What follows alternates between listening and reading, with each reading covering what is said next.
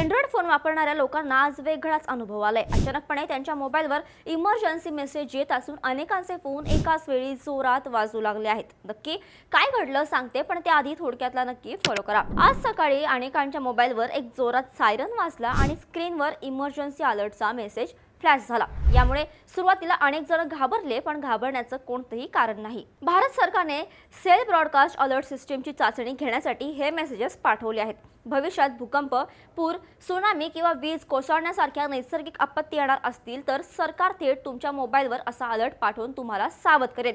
हे पूर्णपणे स्वदेशी तंत्रज्ञान असून CDOT ने ते विकसित केलं आहे। याला सचेत सिस्टीम असं नाव देण्यात आलं आहे। आज आलेला मेसेज हा फक्त एक टेस्ट मेसेज होता, त्यामुळे तुम्हाला कोणतीही कृती करण्याची गरज नाही। आपत्तीच्या काळात लोकांचे प्राण वाचावेत आणि माहिती जलद पोहोचावी, हा या मागचा मुख्य उद्देश आहे।